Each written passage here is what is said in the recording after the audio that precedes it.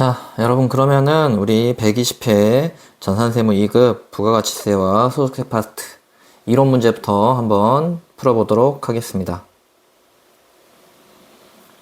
자, 1번 다음 중 부가가치세법상 영세율에 대한 설명으로 가장 옳은 것은 이라고 되어 있네요. 일단 영세율이라는 거는 우리가 과세를 하긴 하는데 어때요? 과세 표준에 0%의 세율을 곱한 거죠? 그렇죠. 과세는 하는데 세율이 0%인 것. 그렇기 때문에 이 영세율 같은 경우는 과세의 일종인데 세금 계산서 발급이라든지 매입세, 공제, 환급 모두 가능하고 기본적으로 수출 그리고 국외에서 용역을 하거나 국제, 운송 등에 있어서 우리가 사용되는 거죠. 그렇죠. 그래서 여러분들이 뭐 유튜브 같은 거 이렇게 스트리밍을 해가지고 돈을 번다, 외화를 획득한다. 그런 것도 영세율 적용을 받을 수가 있는 거죠. 실질적으로는. 그리고 이와 이제 좀 차이가 나는 게 면세죠, 면세. 면세 같은 경우는 애초에 부가가치세 과세 대상에서 제외되는 거죠. 세금계산서 발급이 불가능하고 관련된 매입세, 공제나 환급이 불가능합니다. 그렇기 때문에 우리가 면세 제도 같은 경우는 불완전 면세라고 이야기하고 대표적으로 그 생활 필수품이라든지 교육, 의료, 보건, 토지 이런 것들에 대해서 우리가 세금을 부과하지 않는 것. 즉, 영세율 같은 경우는 과세 표준이 있고 그 과세 표준에 세율만 0%를 곱한다는 것. 그럼으로써 납세 의무는 존재를 하고 매입세액, 공제나 환급도 가능하다. 면세 같은 경우는 애초에 과세 거래로 보지 않고 매입세액이 불가능하다. 라는 취지를 이해하고 한번 보기를 살펴보도록 하죠. 자, 첫 번째, 비거주자는 어떠한 경우에도 영세율을 적용받을 수 없다. 자, 부가가치세법상 비거주자, 즉 외국 법인 같은 경우도 일정한 요건이라든지 그리고 상호주의에 의해서는 영세율 적용이 가능하죠. 그렇죠. 소비지국 과세 원칙이라는 것 때문에 우리가 영세율을 적용하는 거고 그에 따라서 상호주의에 의해서 상대방이 영세율을 적용을 해준다고 하면은 우리도 영세율을 적용을 해주는 거죠. 그렇기 때문에 보시면은 어떠한 경우에도 적용받을 수 없다라는 것 자체가 좀 너무 과한 표현이기 때문에 이거는 틀린 답이 되는 거고요. 자, 두 번째, 영세율이 적용되면 부가가치세의 납세 의무가 면제된다 라고 되어 있는데 자, 영세율이라는 거는 과세 표준에다가 0% 세율이 부과된다는 것 뿐이고 과세 거래로 보고 세금 계산서도 발급하고 매입세, 공제나 환급도 받습니다. 그렇기 때문에 납세 의무 자체가 면제되는 건 아니고요. 그렇죠? 과세 표준에 0%의 세율을 적용할 뿐이지 부가가치세법상 납세 의무라는 거는 존재를 하는 거죠. 그렇죠? 그렇기 때문에 두 번째, 납세 의무가 면제된다는 것은 틀린 답. 이거는 사실 면세랑 가까운 이야기죠. 그렇죠? 자, 3번. 재화의 수출은 내국 물품을 외국으로 반출하는 것으로서 내국 물품에는 대한민국 선박에 의해 채집된 수산물은 제외한다 라고 되어 있네요. 이 부분은 우리가 재화의 수출 같은 경우는 영세율 대상인데 내국 물품에는 우리가 대한민국 선박이나 항공기 등이 국외에서 채취하거나 포획한 수산물도 포함이 된다는 거예요. 그렇죠? 근데 이거를 제외한다고 했기 때문에 이거는 틀린 답이 되는 거죠. 자, 마지막 4번. 국내에 해당 사업장이 있는 사업자가 국외에서 공급하는 용역에 대해서는 영세율을 적용한다. 이게 뭐예요? 국내 사업자가 국외에서 용역을 제공함으로써 우리가 용역을 수출한 거나 마찬가지인 거죠. 그렇죠. 그렇기 때문에 이 영세율의 대표적인 규정 중에 하나가 이건데, 국내 사업장에 있는 사업자가 국외에서 공급한 영역에 대해서는 영세율을 적용을 하죠. 예를 들어서 국내에 있는 여행사가 외국 현지에서 관광 영역을 제공한다든지, 국내에 있는 컨설팅 회사가 해외 프로젝트에 대해서 컨설팅을 해주는 영역을 제공한다든지, 이런 거에 대해서는 어때요? 영세율을 적용을 하는 거죠. 그렇죠. 그렇기 때문에 4번이 맞는 답이 되는 겁니다. 괜찮으시죠?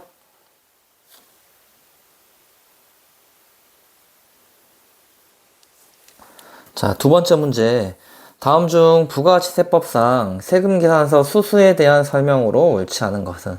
세금계산서 수수라고 하니까 여러분들이 좀 헷갈릴 수도 있는데, 이 수수라는 말은 우리가 세금계산서를 주고받는 거를 이야기한다고 보시면 돼요. 즉, 받는 거를 좀 위주로 생각을 하시면 될 것 같고, 이 문제 같은 경우는 세금계산서 발급 시기랑 그리고 위탁, 수탁 거래까지 같이 물어보는 전형적인 유형이라고 보시면 될 것 같고요. 문제를 하나씩 살펴보면서 한번 이야기를 해보죠. 자, 지금 우리는 옳지 않은 거를 찾아야 되고, 첫 번째 문제. 자, 세금계산서는 원칙적으로 재화 또는 용역의 공급 시기에 발급해야 된다. 그렇죠? 원칙적으로는 세금계산서는 공급하는 때라고 이야기를 했었죠. 그래서 원칙 자체가 맞는 이야기죠. 재화의 공급 시기는 인도, 양도 시점 등, 용역의 공급 시기는 영무의 제공이 완료된 때, 이럴 때 원칙적으로는 발급해야 되고, 우리가 특수한 규정들, 장기로 거래했을 때라든지, 아니면 먼저 받았을 때, 또는 우리가 세금계산서를 나중에 발행하는 특례 같은 것도 여러분들이 같이 잘 기억을 하고 있으셔야 되는 부분이라는 거를 여러분들이 알고 있을 겁니다. 원칙에 대한 부분이 나와 있기 때문에 맞는 이야기고요. 자, 두 번째, 재화를 장기가 아니라 단기래요. 단기. 1년 이내. 단기 할부 판매로 공급하는 경우에는 대가의 각 부분을 받기로 한 때 각각 세금계산서를 발급한다. 맞는 이야기인가요? 단기 같은 경우는 우리가 공급 시기를 인도 시점으로 보죠. 금방 돈 받을 거니까 공급한 거는 이 재화를 공급한 인도해 줬을 때 시점으로 공급 시기를 보고 그때 세금계산서를 발급을 하는 거고, 반대로 장기 할부 판매 같은 경우는 대금을 여러 번 장기간에 걸쳐서 나누어 받는 거래인 거죠. 그렇기 때문에 우리가 부가가치세, 즉 매출 세액이 많아지면 세금이 내야 될 세금이 많아지는데 받은 돈이 없는 거예요. 그렇죠. 그러면 세금 내기도 어렵겠죠. 그렇죠. 그렇기 때문에 이러한 경우에는 대가의 장기 같은 경우는 대가의 각 부분을 받기로 한 때마다 세금계산서를 발급을 하는 거죠. 그렇기 때문에 2번은 이 단기라고 되어 있기 때문에 이게 틀린 답이 돼서 옳지 않는 게 되는 겁니다. 그렇죠. 자, 3번. 사업자가 재화 또는 용역의 공급 시기가 되기 전에 세금계산서를 발급하고 그 세금계산서를 발급일로부터 7일 이내에 대가를 받으면은 세금계산서를 발급한 때를 공급 시기로 본다. 맞는 이야기죠? 그렇죠. 이 특례 규정. 먼저, 즉, 사전 발급, 그리고 7일 이내 수령은 발급일을 공급 시기로 인정하는 대표적인 예외 규정이에요. 그렇죠. 그래서 공급 시기 전에 미리 세금계산서를 발급했어도 이 발급한 날로부터 7일 이내에 대가를 받으면은 이 세금계산서를 발급한 날을 공급 시기로 봐주고 또 적법한 세금계산서로 인정을 해준다는 이야기인 거죠. 다 맞는 답이고요. 다음 4번. 수탁자가 재화를 인도하는 경우에는 위탁자 명의로 세금계산서를 발급하고 비고란에 수탁자의 사업자 등록번호를 부기한다. 굉장히 좀 말이 어렵다고 생각할 수 있는데, 우리가 위탁, 수탁 거래에 있어서 실제 판매 행위를 하는 사람은 수탁자지만 공급하는 자는 누구예요? 그 물건을 맡긴 위탁자인 거죠. 그렇죠. 그렇기 때문에 세금계산서상의 공급자는 위탁자로 기록이 돼야 되고 비고란에다가 수탁자의 이 등록번호를 적도록 되어 있습니다. 그렇죠. 그렇기 때문에 이거는 맞는 이야기고요. 위탁과 수탁에 대한 내용들도 여러분들이 같이 잘 기억을 하고 있어야 되는 부분이에요.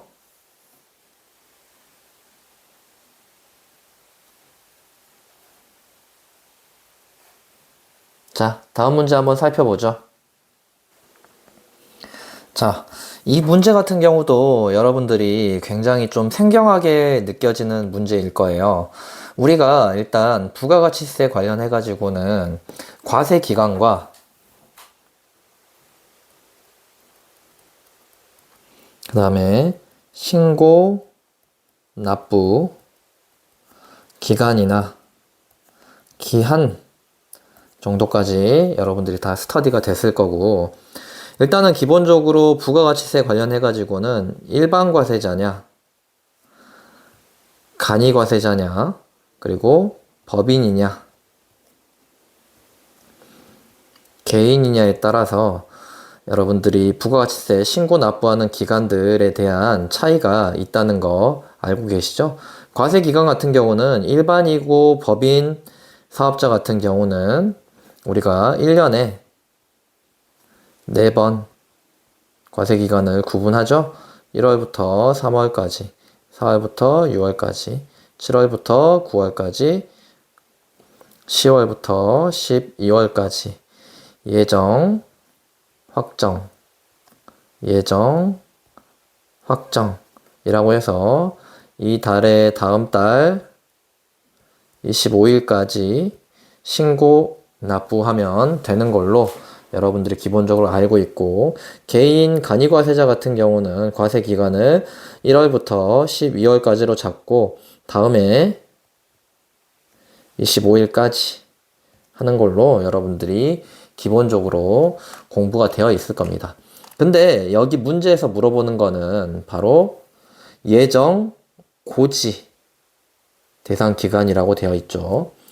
일단은 예정 고지 같은 거는 뭐냐면은 종합소득세 신고에서도 마찬가지지만 납세자가 내가 따로 신고를 하는 대신에 세무서장이 직전 과세 기간에 납부세액의 50%를 그냥 고지서로 보내가지고 납부하게 해요. 즉 지난 6개월간 네가 낸 세금의 절반을 이번 3개월분으로 미리 내라 라고 하는 구조라고 보시면 돼요. 그러면은 어떤 사람들이 예정 고지 대상인지 살펴보면은 기본적으로 개인 일반 과세자 같은 경우에 예정 신고 의무는 없게 되고, 개인 일반 과세자 같은 경우는 예정 신고 의무가 없고 직전 과세 기간의 납부세액의 2분의 1을 그냥 예정 고지로 내게 돼요. 또는 소규모 법인 사업자 같은 경우도 직전 과세 기간에, 즉 6개월간의 공급가액 합계가 1억 5천 미만인 경우에는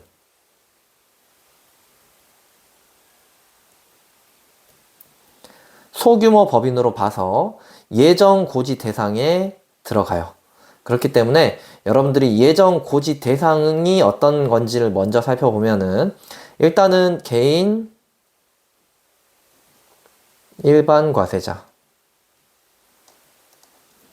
그리고 법인인데 소규모 법인이란 즉 직전 과세 기간, 즉 6개월 동안의 공급가액의 합계액이 1억 5천 미만인 법인은 예정고지 대상으로 포함이 된다라고 보시면 될 것 같고, 즉 왜 예정고지를 하냐면은 우리가 이 부가가치세를 다시 또 계산해가지고 또 신고하고 첨부 서류 같은 거 만들어가지고 막 하는 게 사실은 이게 이 손이 많이 가는 일이잖아요. 그렇다 보니까 야 너네 개인이고 또 소규모 법이면은 너희 사업하기도 바쁜데 부가가치세 신고하느라고 시간 뺏기지 마. 그냥 직전 연도에 냈던 거 절반 정도 일단은 예정해가지고 네 그렇게 하는 거예요. 보시면 될 것 같고, 그리고 참고로 예정 고지 대상자도 그러면 예정 고지를 받으면은 반 내야 되나요? 근데 그렇지 않을 수도 있죠. 개인 사업자나 소규모 법인 같은 경우에 직전 연도에 사업이 엄청 잘 되고 그 다음 이렇게 과세 기간에 갑자기 사업이 안 되는 경우도 있을 거 아니에요. 그러면은 절반 낼 돈이 없겠죠. 그쵸? 그런 경우에는 즉 예정 고지 대상자라도 휴업이라든지 매출 감소 등으로 실제 예정 세액이 고지 세액보다 적을 것 같거나 또는 환급이 생길 것 같으면은 예정 신고서를 제출할 수 있어요.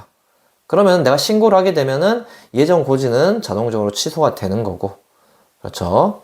그래서 우리가 실무적으로는 내가 사업이 안 풀리는데 예정 고지가 나왔다. 그러면은 그때는 예정 신고를 통해서 세액을 조정받겠다 라고 생각을 하시면 될 것 같고, 일단은 여기 문제로 다시 돌아가서 살펴보면은 자 예정 고지 대상 기간은 이라고 물었고 일단은 계속 사업자인 주식회사 국민인 거죠.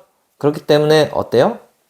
아 주식회사? 그래 법인 사업자구나. 그렇기 때문에 법인 중에서도 소규모 법인에 해당되는 부분에 있으면은 그때는 어때요? 예정 고지 대상으로 편입이 되겠구나 라고 생각을 하시면 될 것 같고, 그러면은 자 살펴보자고요. 자 지금 그러면 몇 번이 정답인가요? 예정 고지 대상이란 직전 과세 기간에 공급가액의 합계액이 그렇죠. 지금 공급가액의 공급가액 합계액이 1억 5천 미만인 거를 찾으면 되죠. 1억 5천 미만이어 가지고 공급가액이 1억 5천 미만인 거 찾아보죠. 몇 번인가요? 우리가 직전 연도가 아니라 직전 과세기간, 즉 6개월간의 공급가액이 1억 5천만 원 이하인 경우는 어때요? 이때죠, 이때. 그래, 공급가액 6개월씩 여러분들이 1기, 2기를 구분해서 이렇게 봐야 되는 거죠. 이런 식으로 칸을 나눈다고 하면은 자 1억 5천 미만인 때는 언제예요? 딱 이때가 들어가는 거죠. 그렇죠. 그러면은 어때요? 언제 예정 고지 대상 기간에 편입이 될까요? 그렇죠. 2025년 1기가 1억 3천만 원이기 때문에 그 다음 해가 아니라 그 다음 과세 기간인 2025년 2기, 이때 예정 신고할 때, 이때의 절반 금액이 예정 고지 될 거다라는 거를 판단해 볼 수 있는 거죠. 그렇죠? 그래서 정답은 3번이 되게 되는 겁니다. 그래서 예정 고지에 대한 부분도 여러분들이 확장해서 기억을 하고 있어야 되는 문제로서 이 문제가 출제된 것 같으니까 잘 살펴보고 접근하시면은 도움이 될 것 같습니다. 자, 시험용으로만 여러분들이 생각을 한다고 하면은 일단은 1억 5천만 원 미만인 경우에 그 과세 기간을 6개월 단위로 구분해서 합계액이 법인인데 1억 5천만 원 미만인 경우에는 예정 고지가 되겠구나 라고 생각을 하시면은 될 것 같습니다. 자, 이론 두 문제, 이제 소득세 파트 문제 풀고 이론 부분은 일단 마무리를 한번 할게요. 자, 다음 중 소득세법상 원천징수 시기에 대한 설명으로 잘못된 것을 찾으라고 되어 있네요. 일단은 이 문제는 근로소득을 언제 지급한 걸로 보고 원천징수를 하느냐를 묻는 문제이죠. 그리고 핵심은 연말과 다음 해 2월 말 두 시점을 여러분들이 잘 기억해야 된다는 부분이에요. 그래서 이 문제를 풀기 위해서는 일단은 원천징수가 뭔지 여러분들 알고 있어야 되죠. 우리가 원천징수라는 거는 분리과세라는 이야기도 했었고, 소득을 지급할 때 지급하는 사람이 미리 세금을 떼서 대신 납부해주는 제도라고 보시면 될 것 같아요. 실질적으로 세금을 내야 되는 사람들은 소득을 받는 사람들인데, 실제로 떼고 내는 사람은 소득을 지급하는 사람이 대신 내주는 거죠. 즉, 이러한 원천 징수를 통해서 누구한테 돈이 얼마가 지급되었는지 소득 파악까지 해주는 거죠. 그래서 예를 들어 가지고 소득을 지급하면서 특히 이자 같은 거 여러분들 넣어주면서 이자 소득세 미리 떼고 남은 부분을 이자로 여러분들한테 지급을 해주는 거죠. 그렇죠. 그런 게 대표적인 원천징수라고 생각을 하시면 될 것 같고, 이 원천징수는 그렇죠. 개인별로 모든 소득을 다 모아가지고 스스로 신고하고 납부하게 한다고 하면은 세금을 누락하거나 탈루할 위험도 크고 행정비용도 많아지기 때문에 지급 단계에서 우리가 미리 세금을 떼는 구조로 통상적으로 가져가게 되죠. 그래서 근로소득이라든지 이자 배당, 합쳐서 금융소득, 그리고 사업소득의 일부 또는 기타소득, 연금소득 같은 경우는 지급하는 주체들이 분명하죠. 그렇기 때문에 분리과세, 즉 원천징수 방식을 통해서 우리가 세금을 납부를 하게 하는 거죠. 자, 그러면은 보통 원천징수를 언제 하느냐라고 봤을 때 통상적으로 소득을 지급하는 때에 원천징수를 하게 되어 있어요. 근데 우리가 지금 이 시험에서 나온 것처럼 예외 간주 규정들이 근로소득 안에 있는데, 이 근로소득을 원천징수하는 시기에 대해서는 실질적으로 기본적으로는 근로소득 같은 경우는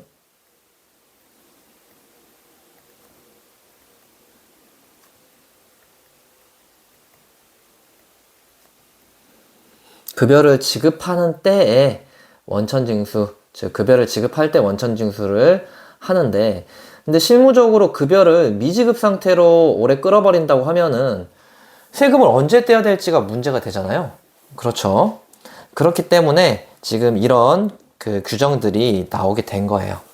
예를 들어 그해, 즉 12월 31일까지 미지급된 급여에 대해서는 12월 31일에 지급한 걸로 보고 그때 원천징수를 하는 거고, 만약에 12월분 급여 자체를 다음해 2월 말까지도 지급하지 않았을 경우에는 다음해 2월 말일에 지급한 걸로 보고 원천징수를 하는 거예요. 그래서 문제상에서 지금 보면은 하나씩 읽어보면서 체크를 해보자는 거죠. 자, 1번 12월분 급여를 다음 연도 2월 말까지 미지급한 경우에는 다음 연도 2월 말일에 지급한 것으로 보고 소득세를 원천징수한다. 우리가 한 달 일한 급여는 보통 언제 지급받아요? 보통 25일자에 받는 경우도 있고 말일에 받는 경우도 있고, 언제까지 보통 지급하면 될까요? 다음 달 10일 정도까지는 지급을 해야 돼요. 원천징수 신고 의무라는 게 있기 때문에. 그렇기 때문에 보통 12월분 급여는 다음해 1월 초에 지급하지만 그거를 2월 말까지 주지 않았다 라고 하면은 세법에서 더는 못 미루고 2월 말일자에 준 걸로 보고 우리가 원천징수를 해야 된다 라는 이야기인 거죠. 그래서 맞는 이야기고요. 그 다음 2번 7월분 급여를 12월 31일까지 미지급한 거예요. 그런 경우에는 당연히 7월분 급여는 7월 달에 주거나 아니면 8월 초까지 줘야 되지만 그 해 말까지 12월 31일까지 안 줬다고 하면은 그 해의 마지막 날 지급한 걸로 간주를 합니다. 그것도 맞는 이야기죠. 즉 1월부터 11월분 급여까지 인 거고, 그것과 마찬가지로 3번도 11월분 급여를 주지 않았다라고 하면은 11월분 급여까지는 12월 31일자까지 지급한 걸로 보고 소득세를 원천징수해서 해야 됩니다. 내야 됩니다. 근데 4번 1월분 급여를 6월 30일까지 미지급한 거예요. 그런 경우에는 언제요? 과세기간 종료일인 12월 31일인 거예요. 즉 1월분 급여를 12월 31일까지 미지급한 경우에는 12월 31일까지에 지급한 걸로 보는 거죠. 그렇죠? 그래서 간주 지급일을 지금 6월 30일로 본 거예요. 그렇기 때문에 이게 잘못된 정답이라고 보시면 될 것 같고요. 즉 지금 상황이 1월분 급여를 6월 30일까지 지급 안 하고 있는 상태예요. 그렇죠? 그러면 이후에도 지급을 안 하는 상태로 계속 이어질 수도 있는 거죠. 그렇죠? 그렇기 때문에 6월 30일 날 지급한 걸로 보는 게 아니라 그 해당 기간 1월부터 11월까지는 지급 안 한 거에 대해서는 어때요? 12월 31일까지는 기다려 주겠다는 거예요. 12월 달이 지급이기 때문에. 그래서 이거 같은 경우는 여러분들이 문제를 잘 살펴보시고 체크를 해보시면 되고, 그러면은 왜 이 원천징수 시기를 못 박아놨냐 라고 이야기를 한다면은, 우리가 원천징수를 통해서 소득신고가 되어야지 연말정산도 가능한 거고, 그렇기 때문에 국가 입장에서는 그 해에 발생한 근로소득에 대한 세금은 그 해 안에 정리가 되고, 늦어도 연말정산 할 때까지는 확정이 좀 돼야 돼요. 우리가 연말정산을 2월달까지 하잖아요. 그렇기 때문에 이런 규정이 없으면은 1월부터 11월까지 급여를 그냥 미지급 처리만 해놓고 나중에 한꺼번에 주거나 아예 밀어버린다고 하면은 직원 입장에서는 근로소득이 생겼는데도 과세가 뒤로 밀리게 되고, 국가 입장에서도 세금을 걷어야 되는데 그 시점이 계속 늦어지잖아요. 그리고 회사에서도 세금이나 사대보험 내야 되는데 그거를 미지급 핑계로서 미룰 수가 있죠. 그렇죠? 그렇기 때문에 법에서 딱 정해 놓은 거예요. 야, 그 해에 말까지 안 줬으면은 그날 준 걸로 치고 세금도 미리 다 떼. 라고 이야기를 한 거죠. 그리고 연말정산 다 끝났는데 12월분을 다 안 주고 버티면 안 되겠지? 그렇기 때문에 2월 말까지 안 줬으면은 그냥 그날 준 걸로 하고 세금 뗀다 라는 이야기예요. 즉 과세 기간별 소득을 어느 해 소득이냐에 따라서 정확하게 그 구간을 끊기 위해서 이렇게 규정을 마련해 놨다고 여러분들이 살펴보시면 될 것 같고, 그래서 이것도 원천징수 시기에 대한 부분, 그래서 원천징수가 어떤 건지, 어떤 의의를 갖고 있는지에 대한 부분과, 그리고 이 원천징수하는 시기에 대한 부분도 추가로 여러분들이 알고 있으면은 참 도움이 되는 부분이니까 잘 살펴보시면은 될 것 같습니다. 자, 그리고 이제 우리 마지막 문제, 이론 파트. 자, 다음 중 소득세법상 근로소득이 있는 거주자의 특별소득공제 대상에 해당하는 것. 자, 일단은 이 문제를 풀기 위해서는 이 근로소득자의 소득공제 구조부터 좀 살펴봐야 돼요. 근로소득이 있는 거주자 같은 경우는 어때요? 직장인이라는 소리죠? 그렇죠. 그래서 근로소득공제가 있고,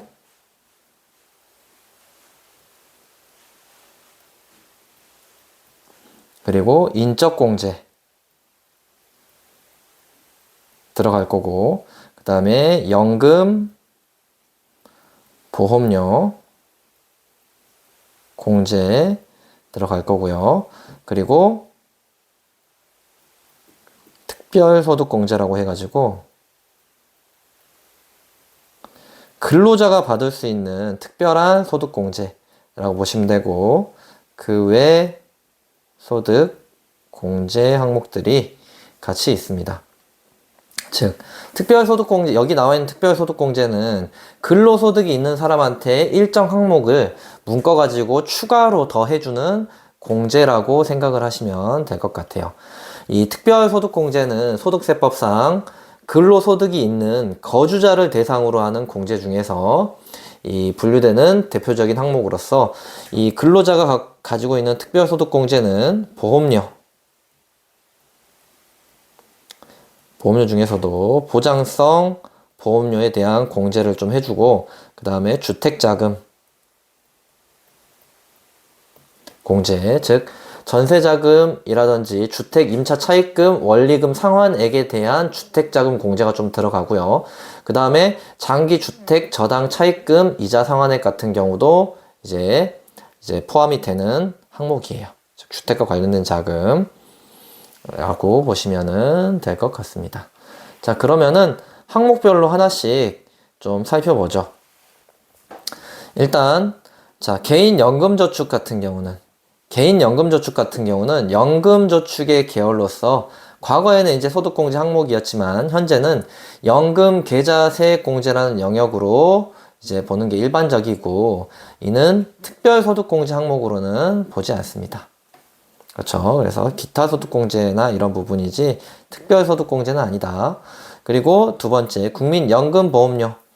국민연금보험료 같은 경우는 우리가 국민연금이라든지 공무원연금 같은 경우는 연금보험료 공제라는 별도의 항목이 있는 거지 이거는 특별소득공제가 아니라 연금보험료 공제에 해당하는 거예요. 그렇죠. 여기 나와 있는 연금보험료 공제에 해당하는 거예요. 그렇기 때문에 이것도 아니라고 보시면 될 것 같고 그리고 신용카드 등 사용액 같은 경우는 예전에는 이제 소득공제로 해당되었지만 현재는 근로소득세액공제 그리고 이 신용카드 사용분에 대한 부분에 있어서 특별세액 공제로 넘어간 부분입니다. 예전에는 소득공제 항목에 들어갔는데 세액 공제예요. 세액 공제. 얘 같은 경우는 신용카드 사용액 같은 경우는 근로소득자한테 해주는 부분이긴 하지만 얘는 세액 공제에 해당하기 때문에 소득공제가 아니라는 거죠. 이해되시죠? 그리고 장기 주택 저당 차입금의 이자 상환액 같은 경우는 이 근로소득이 있는 거주자가 일정 요건을 갖춘 주택, 보통 우리가 110제곱미터 이하 국민평형주택 84 타입 같은 경우 우리가 주택에 대해서 장기주택 저당 차입금, 즉 우리가 주택담보대출 같은 거를 받았을 때 그 이자를 상환하는 거에 대해서는 그 이자 상환액에 대해서 이 특별소득공제, 즉 주택자금 공제 항목으로 소득공제를 좀 해주는 부분이 있습니다. 그렇기 때문에 이것도 4번이 이제 특별소득공제 항목에 들어가는 대상으로 포함되어 있는 거죠. 네, 이렇게 보시면 될 것 같고 이 문제는 상당히 지엽적인 문제였죠. 세부적인 항목들을 좀 살펴봐야 되는 부분이었고 한마디로 특별소득공제라고 하면은 근로소득이 있는 거주자를 위한 보험료라든지 주택자금 중에서 중심적으로 이런 것들을 공제해준다 라고 보시면 될 것 같고 좀 지엽적인 내용이긴 하지만 이런 문제가 종종 나오기도 하니까 여러분들이 기억을 해 두시고 나중에 근로자로서 근로를 하더라도 이런 공제 항목들이 존재하구나, 소득공제 항목은 이런 부분이고 세액공제 항목은 이런 부분이구나 라는 걸 알고 있으면은 절세할 수 있는 포인트가 될 수 있겠죠. 그렇죠. 자, 그럼 우리가 이렇게까지 해서 이번 회차 이론 문제는 다 풀어봤습니다. 그러면은 이제 실무 문제로 넘어가서 문제를 살펴보도록 하겠습니다. 자, 여러분들 그러면은 이제 120회 거 실무 문제 한번 풀어보도록 하겠습니다. 부가가치세 관련된 문제부터 풀어볼 거고요. 자, 다음 자료를 이용하여 제2기 예정신고 기간, 이렇게 기간이 나와 있네요. 7월부터 9월 30일까지. 자, 부동산 임대 공급가액 명세서를 작성하시오 라고 되어 있고, 이 간주 임대료에 대한 이자율은 3.1%로 가정한다 라고 되어 있습니다. 자, 그러면은 일단 간주 임대료가 뭔지 여러분들이 먼저 이해를 할 수 있어야죠. 이 간주 임대료, 바로 직전 회차에 우리가 부가가치세 신고서 작성할 때 간주 임대료에 대한 부분이 뭐 얼마 있었다 라고 해가지고 세금계산서 발행분 이외 기타 쪽에다가 그 얼마를 입력했던 거 여러분들 기억하고 있으실지 모르겠습니다. 일단 그때도 잠깐 설명했지만 이 간주 임대료라는 거는 임차인한테 우리가 보증금이나 그 다음에 전세금을 받을 때 발생하는 경제적 이익을 실제 월세처럼 월세 임대료를 받은 것으로 간주하겠다는 이야기죠. 그렇죠. 사실 보증금하고 전세금 받은 경우에는 한 번에 큰 금액을 어떻게 보면은 우리가 무이자로 자금 조달을 한 부분이기 때문에 이 시장 이자율만큼은 네가 월세를 어떻게 보면은 받는 거나 마찬가지다 라고 간주를 하는 거라고 생각을 하시면 돼요. 그래서 이 간주 임대료 같은 경우는 상가나 부동산을 임대해 주는 사람이 보증금, 전세금을 크게 받고 월세는 상대적으로 낮게 받는 구조라면은 사실 그 보증금을 굴려가지고 이자 수익을 얻는 것과 마찬가지라고 생각하고 세법에서는 이거를 임대료로 간주하겠다라고 해서 과세를 하는 거죠. 즉 월세만 가지고 과세를 하면은 세금 회피가 생기기 때문에 보증금에서도 임대료의 상당액, 바로 시장 이자율만큼을 네가 월세로 받는 거라고 간주하겠다라는 거예요. 그렇게 생각하고 여러분들이 접근을 하시면 될 것 같고, 간주 임대료를 계산하는 구조, 뭐 이렇게 암기할 필요는 없지만 간주 임대료 같은 경우는 이제 과세 대상 보증금 합계해서 기준 보증금 제하고 여기에 정기 예금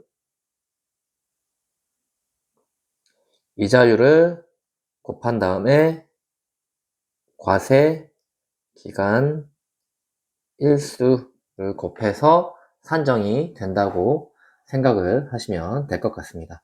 보시면은 여기 나와 있는 기준 보증금이 궁금할 수 있는데, 내가 받은 보증금 전체에서 기준 보증금을 빼라고 했는데, 이 기준 보증금은 법에서 이 정도까지는 간주 임대료로 안 보겠다라고 정한 금액이 있어요.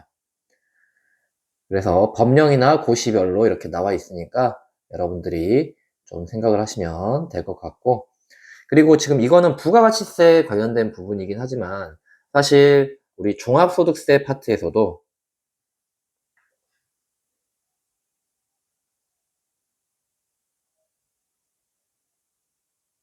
간주임대료라는 이야기가 나오거든요.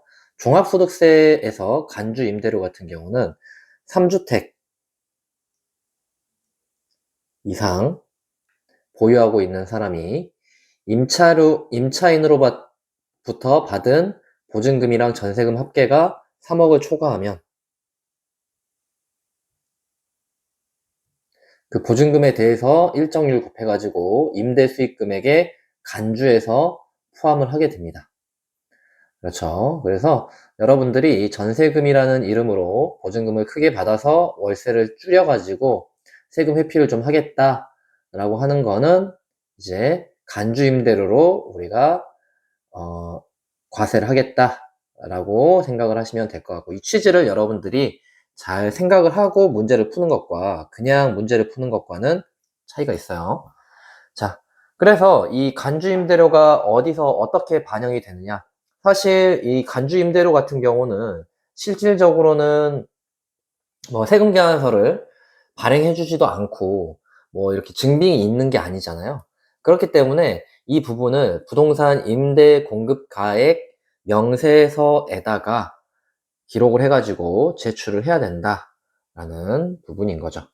그래서 부동산 임대업자가 부가가치세를 신고를 할 거 아니에요. 그때 이 임대 부동산 각각에 대해서 월세와 간주임대료를 기재해가지고 제출해야 돼요. 한마디로 이 부분은 부동산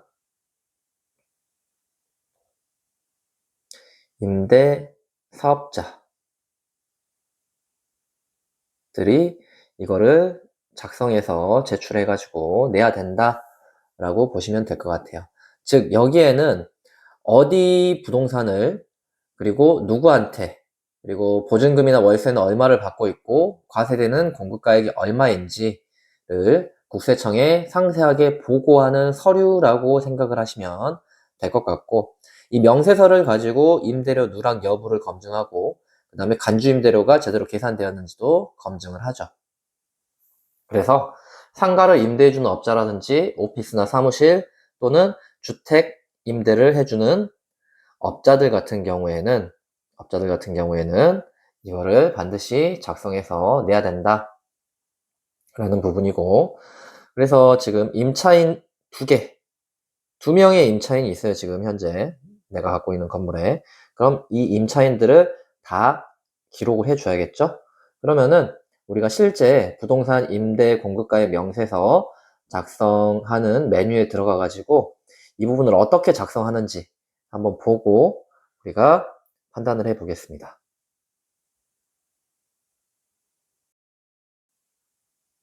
자, 120회 설치하시고 부가가치 탭에 들어가서 여기 부속 명세서 안에 지금 세 번째 칸에 보시면은 부동산 임대 공급 가액 명세서라고 메뉴가 있을 겁니다. 여기에 들어가서 날짜 적어야 되죠? 2기 예정, 그렇기 때문에 7월부터 9월까지 라고 하고, 적용 이자율은 3.1%라고 딱 정해져 있어요. 그리고 거래처 도움 F2키 눌러가지고 하늘전자부터 입력을 하고, 그냥 한동 1층 우리가 나와 있는 거 그대로 입력을 해주시면 됩니다. 자, 사업자 등록번호부터 시작해가지고 거래처를 불러왔기 때문에 그대로 입력이 되어 있을 거고요. 면적, 용도 정확하게 입력을 해주시고, 그리고 임대 기간도 우리가 입력을 하면 되죠. 이런 식으로 쭉 나와 있는 그대로 입력을 해주시면 됩니다. 그리고 보증금, 월세, 그 다음에 관리비 30만원까지 입력을 해주시고, 그러면 간주임대료가 자동으로 이렇게 계산돼서 나오는 것을 볼 수가 있고요. 그 다음에 두 번째 회사, 우리 대한상사도 입력을 해야 되죠? 대한상사 입력하고, 동수, 층수, 호수, 면적 이런 거 다 나와 있는 거, 여기 우리가 시험지에 있는 내용을 그대로 정확하게 입력을 하시면 됩니다. 임대 기간도 입력을 해 주시고요. 2년이죠. 그리고 금액, 보증금, 월세, 그리고 관리비까지 입력을 하게 되는 거죠.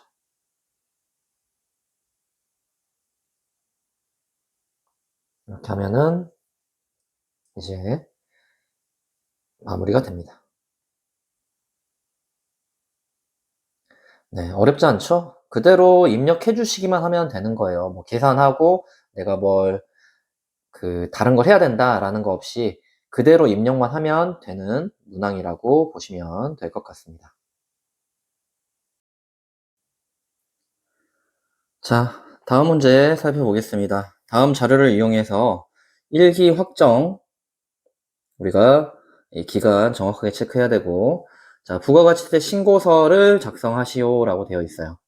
자, 그러면은 부가가치 신고서 매출 파트가 있을 거고, 매입에 대한 파트가 있을 거고, 매출에는 정상적으로 세금 계산서 발급한 부분이 있을 거고, 그리고 영세 관련된 부분도 있을 거고요.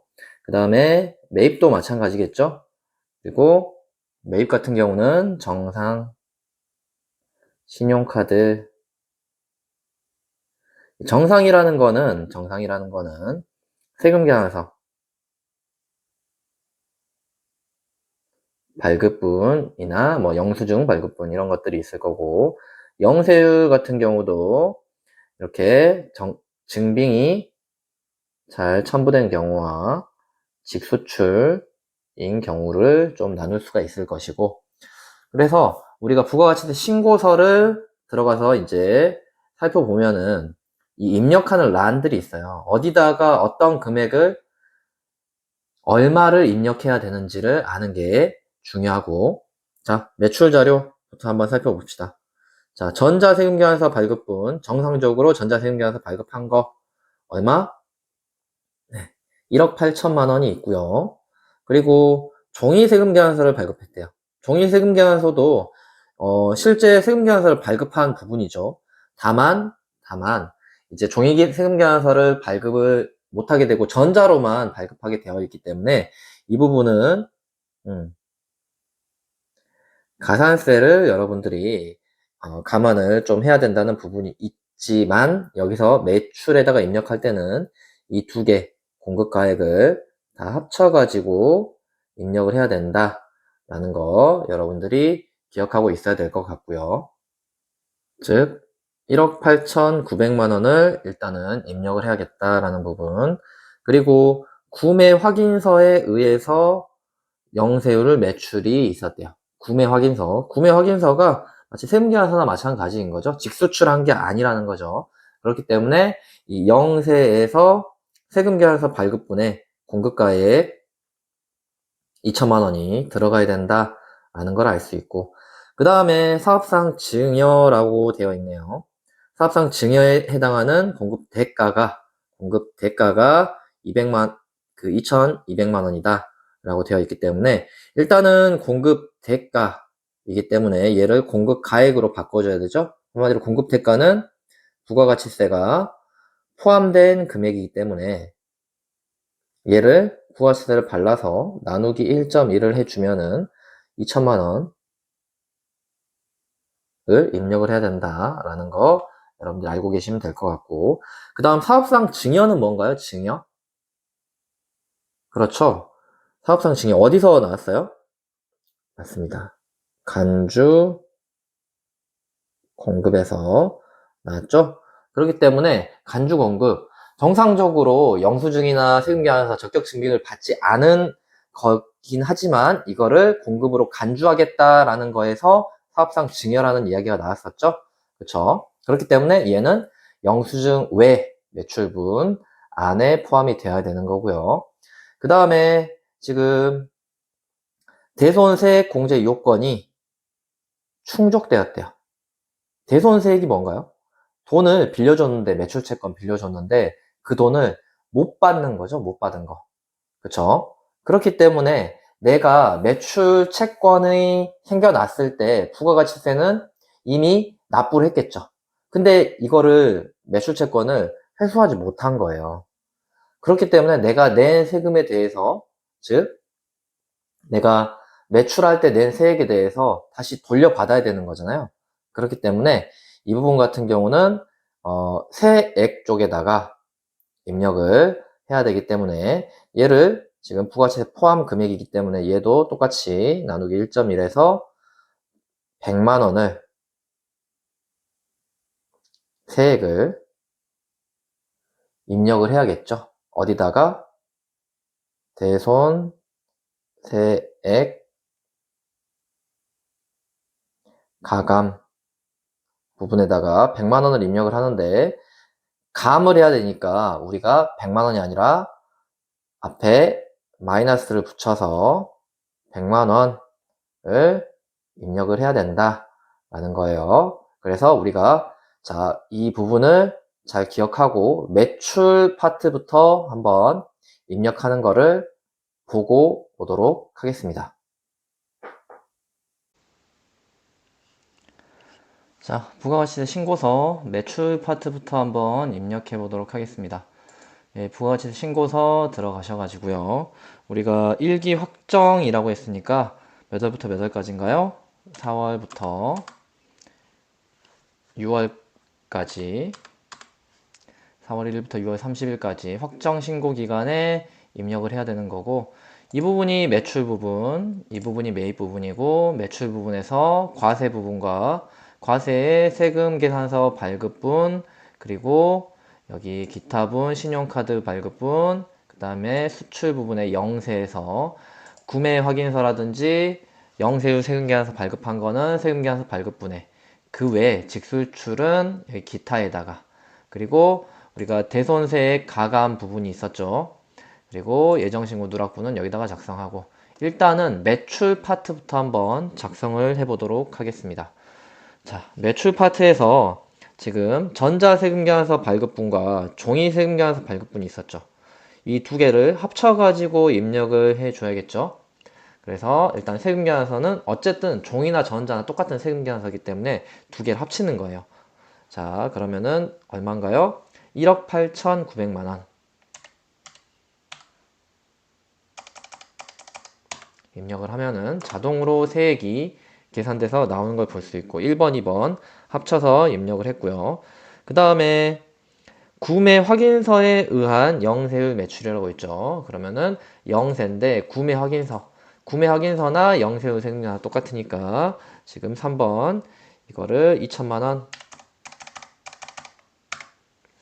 입력을 하시고, 그리고 사업상 증여 해당 금액 이 부분은 간주 공급이라고 했죠. 그래서 공급 대가 2,200만 원이라고 되어 있는데 이거를 VAT 포함 가액이 공급 대가이기 때문에 공급 가액으로 변경. 그래서 나누기 1.1에서 2천만 원만 입력을 해 줘야 되는데요. 보시면은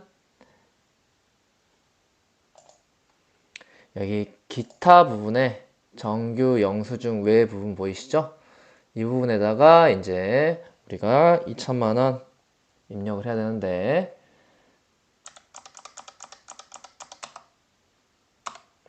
이렇게 입력을 일단 해주시고요. 매출 간주 공급으로 해당된다. 즉 간주 공급을 했다고 하면은 이게 사업상 증여 같은 경우도 적격 증빙이 없을 거 아니에요.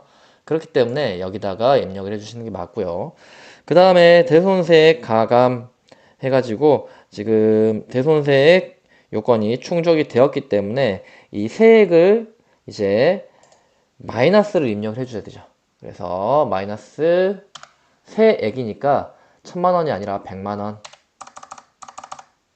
원을 입력을 해주시면은 이 매출 부분이 입력이 완료가 됩니다. 자, 좋습니다. 일단은 매출 파트 다 입력했고 매입 파트 한번 살펴보죠. 자, 매입 자료라고 나와 있고 전자세금 계산서를 발급받은 매입 내역, 그리고 신용카드를 사용한 거에 대한 매입 내역 구분되어 있는 거를 볼 수가 있죠. 그럼 보시면은 일단은 정상적으로 전자세금 계산서를 받았대요. 전자세금 계산서 받은 거를 일단은 한 번에 다 입력을 해야 되거든요. 매입세액 안에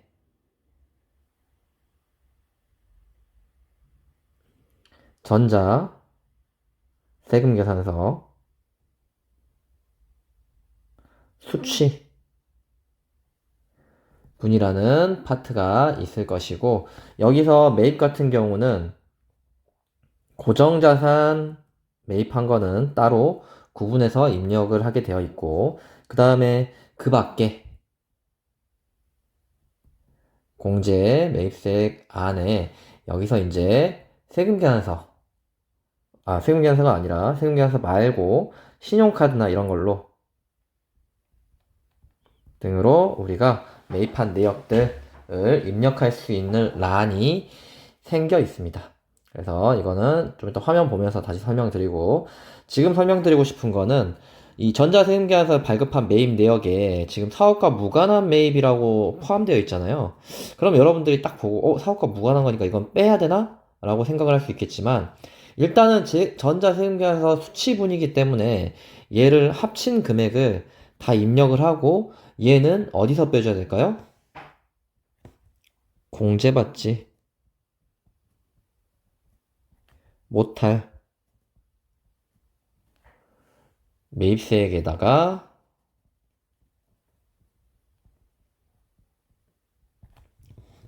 입력을 해서 이 부분이 빠지게 된다는 거죠.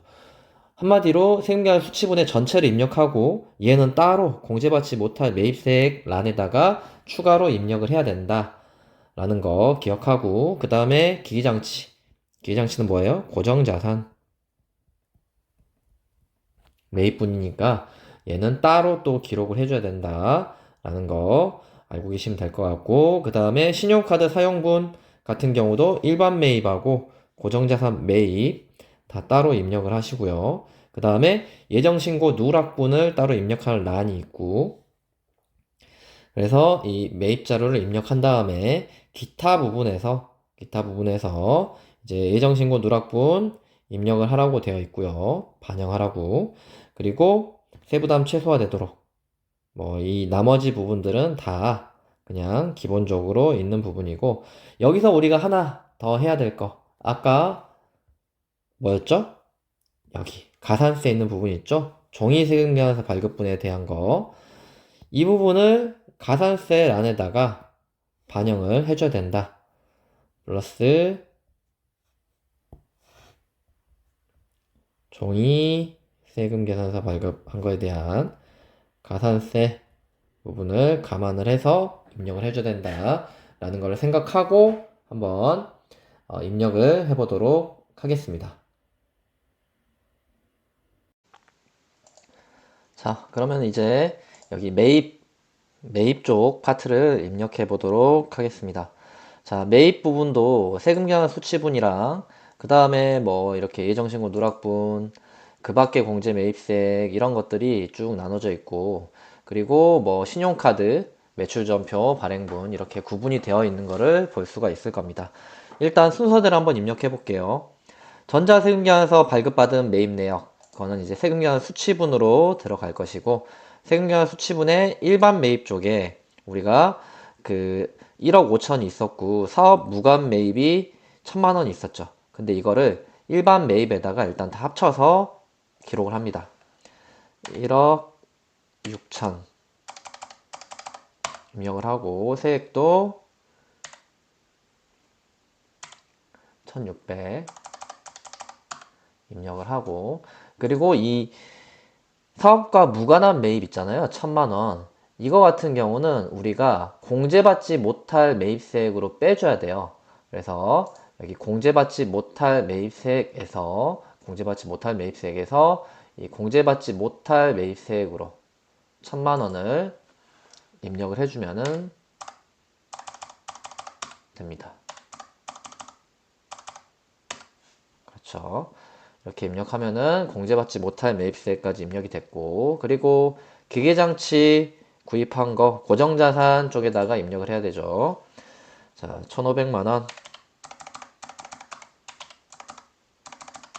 150만 원 입력을 하고, 그러면은 일단은 여기 합계액, 전자세금계산서 발급받은 매입 내역 합계액이 맞게 입력된 거를 확인할 수가 있고요.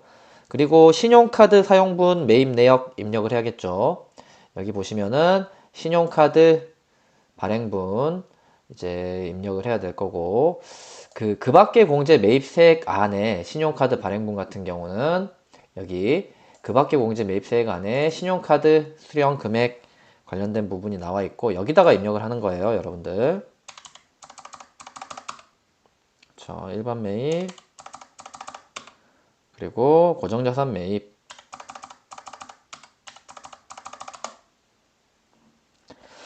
이렇게 입력을 하시고요. 그 다음에 이제 예정신고 누락분에 관한 부분들 우리가 100만 원 입력을 해줘야 되죠. 예정신고 누락분은 여기 보시면은 여기 예정신고 누락분 보이시죠? 근데 여기다가 바로 입력을 하면 안 되고, 여기 매입의 예정신고 누락분 안에 지금 우리가 신용카드 매출 수령 금액 안에 들어있는 것을 볼 수 있죠. 여기서 고정자산이 아니라고 있기 때문에 여기 일반 매입에다가 여러분들이 입력을 해주셔야 됩니다.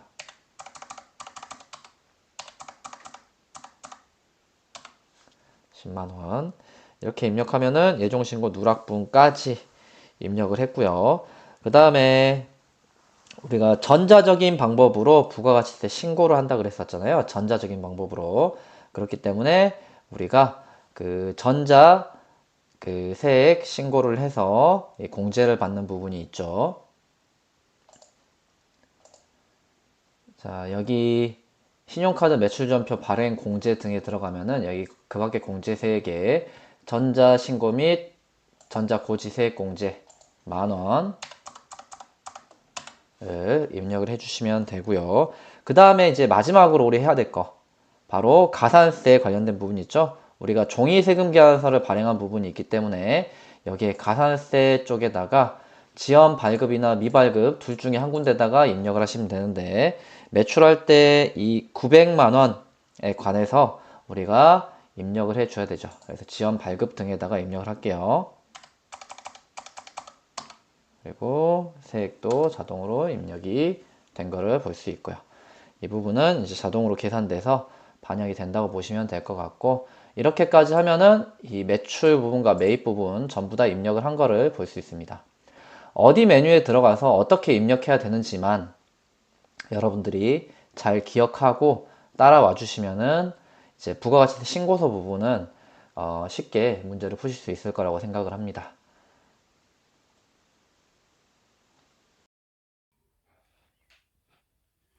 자, 다음 문제는 다음 자료를 이용해서 부가가치세 예정신고기간, 예정신고기간이에요. 그래서 날짜도 다 나와 있고요. 부가가치세 신고서 및 관련 부속 서류 전자신고하는 문제. 직전 회차 때도 나왔던 문제죠. 그렇게 어렵진 않고 여기 비밀번호 입력하고 이 절차대로만 하면 되는 거니까 바로 화면 보면서 우리 이야기해 보도록 하겠습니다. 자, 여기 이제 이 신고서, 전자신고하는 거, 전자신고 파트는 이 부분에 있죠. 근데 일단은 부가가치세 신고서 들어가가지고 그 해당 기간 거가 잘 마감이 되어 있는지를 한번 확인을 해 보겠습니다. 자, 부가가치세 신고서 들어가서 예정신고 기간이라고 했죠? 1기 예정 1월 1일부터 3월 31일까지 거를 보시면은 여기 마감이라고 되어 있는 거 보이시죠? 그렇죠. 여기 마감되어 있는 거 체크하시면 될 것 같고, 기본적으로 다 마감이 되어 있을 겁니다. 마감이 안 돼 있으면은 이제 마감을 하고 진행을 해야 되는 부분이긴 하지만 일단은 마감이 다 돼 있기 때문에 여러분들 이제 바로 그 다음 절차 진행하시면 될 것 같고, 여기 보시면은 그 부가가치세 신고서 안에서 일단은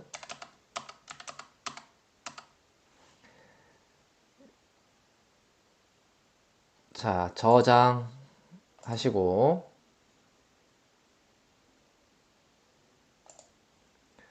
닫기 해서 여기 전자신고 먼저 들어가셔서, 자, 전자신고 안에 지금 이제 날짜 1월부터 3월까지 였고 그냥 다 넘기시고, 그러면은 회사명이 나오고 이렇게 다 정리되어 있는 걸 볼 수 있고, 여기 제작 눌러야 돼요. F4 제작을 누르시면은 비밀번호는 1, 2, 3, 4, 5, 6, 7, 8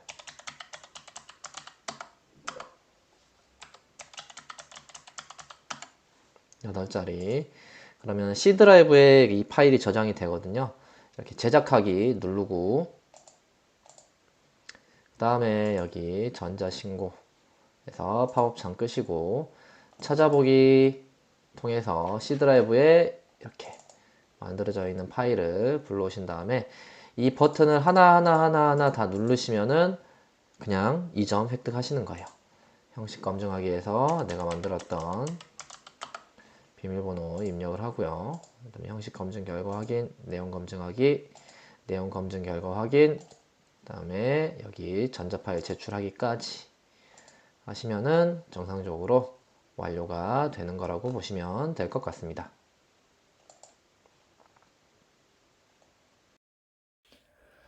자, 여러분들 이제 다음은 소득세 관련된 문제 풀고 이번 회차 거는 마무리하도록 하겠습니다. 자, 퇴사자 이영주 사원의 2025년 5월달 급여이고요. 그리고 지금 이제 해야 될 것들이 나와 있죠. 사원 등록 메뉴에 들어가 가지고 퇴사 연월일 반영하고, 그 다음에 급여자료 입력 메뉴와 원천징수 이행상황 신고서를 작성하시오 라고 되어 있어요. 그래서 이 전산세무 2급의 장점은 어디 메뉴에 들어가라, 그리고 어디 메뉴 안에 있는 어떤 거를 작성해라 라는 부분들이 나와 있는 부분이 있으니까 여러분들이 쉽게 접근할 수가 있을 것 같고, 그리고 여기 급여자료 입력 메뉴에서 중도 퇴사자 정산을 통해서 중도 퇴사자 정산 내역을 급여자료에 반영해라 라고 이렇게 해야 될 것들이 나와 있죠. 그래서 여러분들이 보시면은 급여 자료라고 해가지고 관련 급여 자료만 입력하라고 되어 있고, 아, 내가 이런 부분들을 입력하고 중도 정산한 내용들을 좀 입력을 해야겠다 라는 것도 여러분들이 기억하고 있어야 될 것 같고, 보통은 우리가 직전 회차도 마찬가지고 이런 문제가 나오면은 사원 등록에 수당, 공제 등록 통해서 내가 주는 항목들만 표시되게 해가지고 즉 부로 변경을 해가지고 내가 지급하는 항목들만 표시되게 하고 또 추가로 뭐 지급해야 되는 수당들이 있으면 거기 반영해가지고 이렇게 입력하는 걸 했는데 여기는 뭐 수당공제 등록을 통해서 뭘 하라고 나와 있진 않기 때문에 뭐 그거는 안 하고 진행을 해도 되지만 실질적으로 여기 나와 있는 대로만 입력해도 상관이 없다는 이야기가 지금 같이 나와 있으니까요. 실제로 우리가 이 메뉴에 들어가서 입력하는 걸 보면서 한번 그 실제 어떻게 입력하는지 살펴보도록 하겠습니다.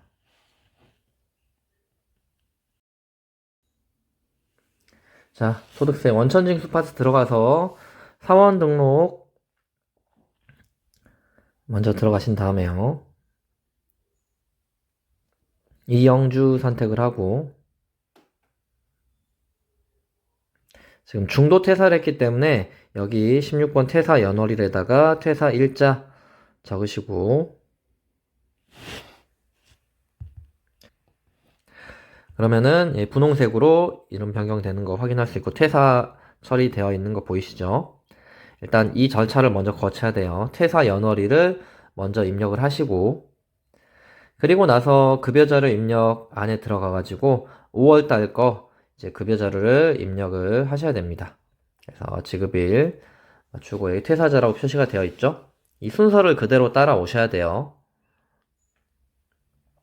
이렇게 이 사람을 찾은 다음에 그 다음에 여러분들이 원래 수당 공제에 들어가 가지고 여기서 쓰지 않는 항목들은 다 부로 변경을 해주셔도 되고 부로 변경하지 않고 그대로 입력해도 큰 문제는 되지 않습니다. 여기 수당 공제 하라는 말은 안 나와 있으니까. 그래서 일단은 저는 여기서 쓰지 않는 것들은 다 부로 변경을 하고 이제 입력을 해보려고 합니다. 그렇죠. 퇴사자. 그래서 기본급부터 해가지고 한번 입력을 하겠습니다.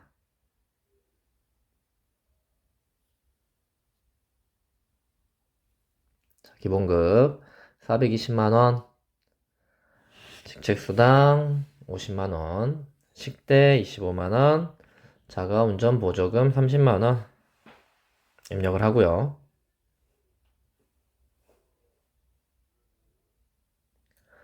그 다음에 국민연금이랑 사대보험 된 것들 쭉 입력을 해줘야겠죠.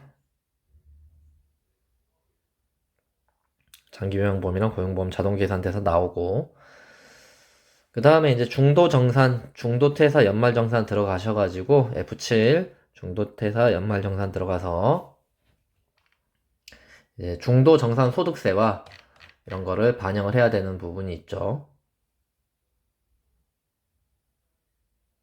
F7 중도정산, 중도퇴사 연말정산 들어가서 여러분들이 쭉 입력을 하셔야 될 게 퇴사 월소득세 반영 하게 되면은 이게 자동으로 반영된다는 거를 확인하실 수 있을 겁니다. 그러면 중도 정산 적용함이라고 메뉴가 뜰 거고 이렇게까지 해서 우리가 급여자료 입력 메뉴를 다 입력한 거를 보실 수가 있고요. 그 다음 해야 될 거 원천징수 이행상황 신고서 들어가 가지고 우리가 5월달 입력을 하고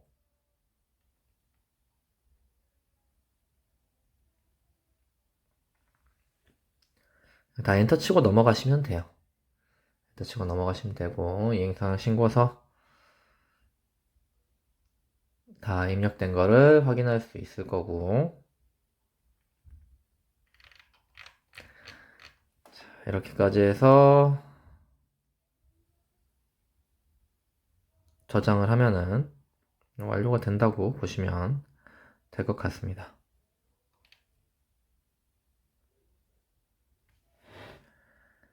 닫기 통해서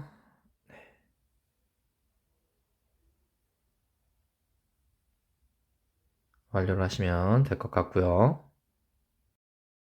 자, 보시면은 지금 우리가 다 입력을 해봤는데 이 순서대로 따라오시면 되고, 사실 여기서 수당 및 공제 항목은 그 중도 퇴사자 정산과 관련된 부분 제외하고 추가하거나 변경하지 않는다고 이야기를 했고, 사용하지 않은 항목들도 그대로 두라고 했으니까 이 부로 변경을 안 한 상태에서 그냥 입력하는 게 맞는데, 세무사회에서는 부로 변경하고 입력하는 것도 맞게 해줬다는 부분들 여러분들 인지하고 계시면 될 것 같고요. 그리고 보시면은 뭐 기타 내역들 기존에 있던 거랑의 차이점은 이제 중도 퇴사 부분, 이거를 어떻게 처리하느냐에 대한 부분들이 나와 있으니까 이것도 여러분들이 비슷한 유형이 나오면은 맞으실 수 있도록 연습을 좀 많이 해주시면은 좋을 것 같습니다. 자, 다음 문제 살펴보도록 하겠습니다. 자, 마지막 문제예요. 10점짜리고 어떤 건가요? 연말정산 추가 자료 입력 파트죠. 자, 이기준 사원의 연말정산 관련 자료이고 아래 자료 이용해서 연말정산 추가 자료 입력 메뉴 안에 지금 뭐뭐 입력해야 된다고요? 부양가족, 그 다음에 신용카드, 의료비, 연금저축 탭을 입력하고 연말정산 탭을 완성하시오라고 되어 있습니다. 그래서 여러분들이 입력을 하되, 일단은 우리가 전 근무지에 근로소득 원천징수한 영수증이 보이는 거 있죠. 그러면은 전 근무지에 대한 거를 뭔가 하나 액션을 해야겠다라는 거 여러분들이 좀 알고 계시면 될 것 같고, 전 근무지 관련된 거는 우리가 그 소득 명세 탭에서 입력을 한다고 보시면 될 것 같아요.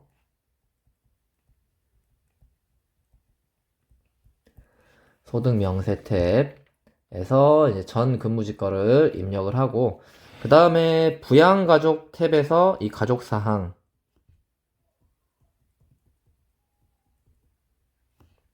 탭에서 입력을 하되, 기본공제 대상인지 아닌지를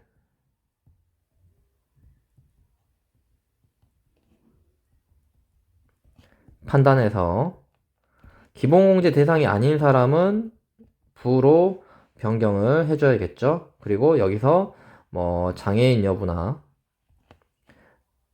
노부모 등 기본공제 대상인지 파악하고 그 후에 추가공제 항목이 있는지를 여기 부양가족 탭에서 체크를 하고, 부양가족 탭 아래서 뭐 교육비라든지 이런 탭들 입력을 해줘야 되고요. 교육비, 보험료 입력하고, 그 다음에 따로 가서 이제 부양가족 탭 아래쪽에 있죠. 의료비 탭이 있고, 그리고 신용카드 사용액 탭에다가 또 입력을 해야 되고, 그 다음에 연금저축 탭에다가 이걸 따로 하나 입력을 해줘야겠구나 라고 생각을 하시면은 여러분들이 이제 좀 도움이 될 것 같고, 보험료 같은 경우는 일단은 다 국세청 자료로 입력을 하시면 되고, 그 다음에 장애인지 아닌지에 따라서 이제 보장성 보험료 입력하는 란이 이제 확인을 할 수 있을 거고, 교육비 같은 경우도 이제 본인 교육비냐 아니면은 이 한도액을 입력을 하느냐, 한도액에 맞춰가지고 입력을 하느냐에 대한 부분들. 근데 그냥 다 입력해도 그 한도까지만 프로그램 상에서 공제가 되기 때문에 딱 그 한도 금액을 맞춰가지고 입력하지 않아도 상관없다라는 부분들 여러분들이 기억을 좀 해주시면 좋을 것 같고, 그 다음에 뭐 안경 구입비가 하나 있어가지고 이것도 이제 뭐 지급처라든지 이런 부분들 같이 입력해 줘야 된다라는 게 이제 포인트고, 그 다음에 이제 보험법에 따라서 실손 의료보험 지급받은 건이 있으면은 내가 이 보험 의료비를 다 지불한 게 아니잖아요. 의료비가 300만 원 나왔으면은 예를 들어 실손보험에서 100만 원을 환급해줬다 그러면은 내가 사용한 의료비는 200만 원밖에 안 되는 거죠. 그렇기 때문에 이 실손 보험 수령액은 따로 입력을 해가지고 우리가 구분을 해줘야 된다라는 내용들 여러분들이 좀 알고 계셔야 될 것 같고, 그러면은 우리가 실제로 입력을 하면서 한번 살펴보도록 할게요. 특별히 이번 회차에서는 뭔가를 제외해야 되고 넣으면 안 되고 그런 부분들은 많이 없다고 생각을 하시면 되겠죠. 부양가족도 다 공제 대상이니까 입력을 하면 되는 거고, 그다음에 보험료나 이런 부분들도 딱 한도액 자체로 입력하기보다는 전체 입력해도 크게 상관없다라는 부분들 인지하고 한번 입력을 해보도록 하겠습니다.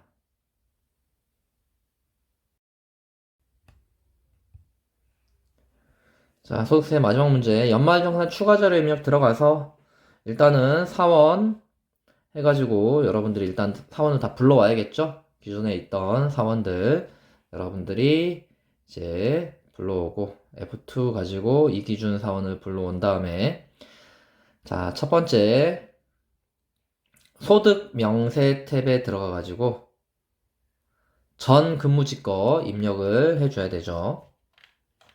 그래서 소득 명세 탭에서 전 근무지에 내가 이 기준이 있었던 거, 종전 근무지 명부터, 이건 이제 오타 같은 게 나면 안 되겠죠? 그렇기 때문에 정확하게 입력하는 게 포인트고, 자, 사업자 등록 번호랑 근무 기간, 그리고 급여액, 상여액 입력하고, 근무 기간 먼저 입력하고, 급여 금액 얼마였죠? 2천만 원. 상여가 500만 원 나왔었고요. 그 다음에 전 근무지에서 뗀 이제 공제된 보험료들 4대 보험료 뗐겠죠? 전 근무지에서. 그래서 아래로 쭉 내려가시면은 공제 보험료 명세가 보일 겁니다. 여기다가 이제 전 근무지 거 건강, 장기요양, 고용, 국민연금 보험료 이렇게 입력을 하시고요.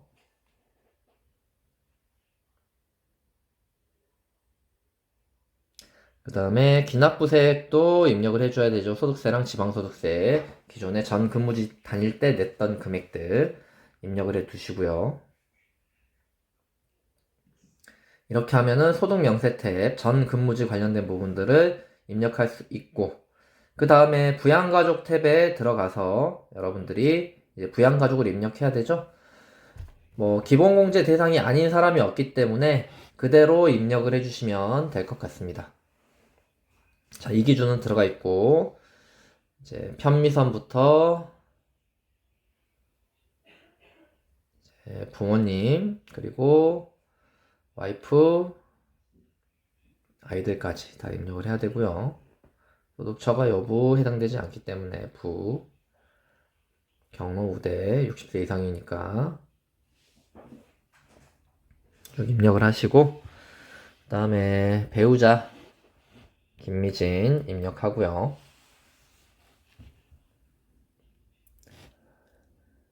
부양가족 입력하는 거는 특별히 문제될 건 없죠.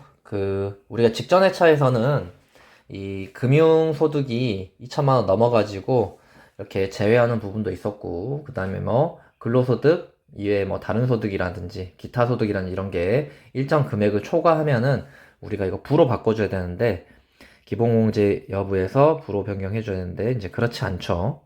지금 여기는 다 해당 사항이 없기 때문에 전체 다 입력을 하시면 되는 겁니다. 고민할 게 없으니까 여러분들, 이건 셋째가 있는 것도 아니고 그 다음에 장애 여부가 있는 것도 아니어서 크게 문제될 부분이 없으니까 그대로 입력하시면 돼요. 그러면 부분 점수 맞을 수 있는 거죠. 부양가족 탭에서는 특별히 틀린 부분이 없기 때문에. 이렇게 부양가족 탭을 다 입력했으면은 이 탭 안에서 우리가 입력할 수 있는 게 보험료랑 교육비 부분이거든요.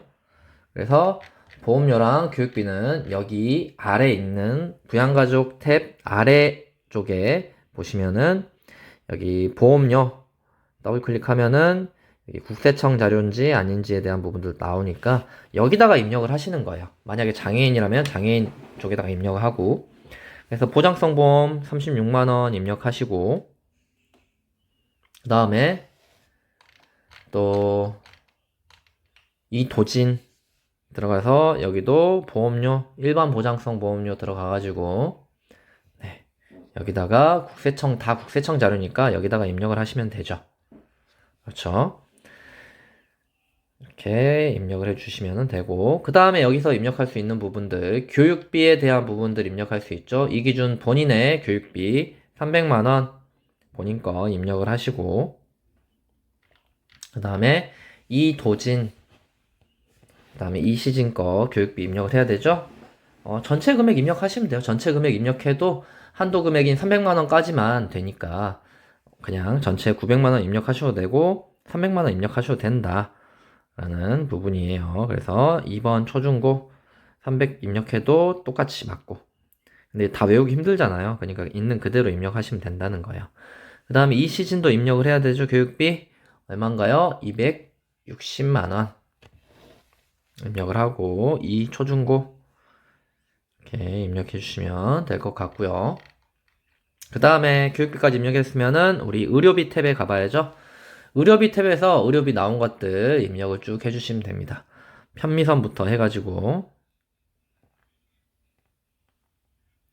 우리가 다 국세청 자료로 나와 있고, 상호 이런 거는 국세청 자료는 입력하지 않아도 돼요. 국세청에서 자동으로 끌어와지는 자료이기 때문에. 그래서 600만원 입력하고, 그 다음에 이 기준 안경 구입비 입력해야 되죠? 그렇죠. 그래서 본인 거 그리고 영수증 코드 맞게 입력하고, 상호랑 사업자 등록번호까지 정확하게 입력을 해주시면 됩니다.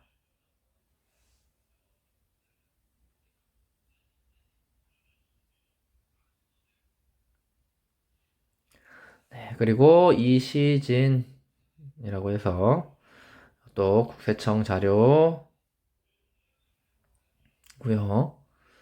325만원 이렇게 입력을 하시면은 이렇게 의료비 탭까지 쭉 입력이 완료가 되었고요. 거의 다 왔습니다, 이제. 자, 그 다음 신용카드 탭 입력을 해야죠. 신용카드 등 탭. 뭐 이렇게 전통시장이나 대중교통 사용료는 따로 있다고 하지 않았으니까 이 기준하고 김미진 거를 이제 그대로 여러분들이 나와 있는 자료 그대로 입력을 하시면 돼요. 다 국세청 자료라고 나와 있을 거예요.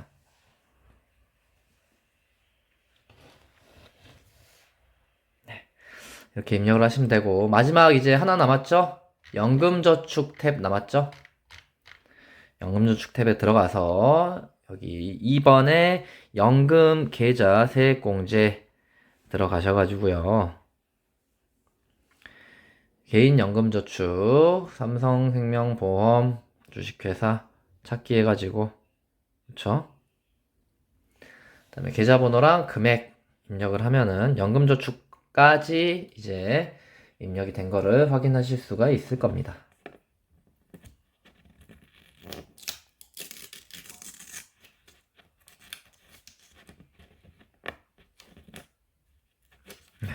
이렇게 하고 최종적으로 연말정산 입력 탭에 들어가셔서 우리가 부양가족 탭을 불러와야지 이게 마무리가 되는 거예요. 이렇게 부양가족 탭 불러오기 F8까지 해줘야 이제 완료가 된다고 보시면 될 것 같습니다. 자, 이렇게까지 해서 우리가 이번 회차 실무 문제풀이까지 마무리를 해봤습니다. 뭐 그렇게 어렵진 않죠. 이번 회차는 그래도 뭐 많이 생각할 부분이 소득세 파트에서는 없었던 것 같아요. 그래서 있는 그대로 입력하는 연습과, 항상 이야기하지만 어떤 메뉴에서 들어가가지고 어디에다가 입력하는지 아는 게 첫 번째다 라는 거 기억하시고 여러분들이 계속 반복해서 연습하고 따라 해주시면 좋을 것 같습니다. 지금만 봐도 우리가 부가가치세 신고서 입력하는 부분, 그리고 연말정산 추가자료 입력하는 부분, 이 두 가지는 배점도 놓고 꼭 같이 나오는 부분이기 때문에, 매번 나오는 부분이기 때문에 여러분들이 이 부가가치세랑 소득세 파트에서는 그 두 가지를 계속해서 연습하시면 도움이 되리라고 생각을 합니다. 자, 그러면은 오늘도 고생 많으셨습니다.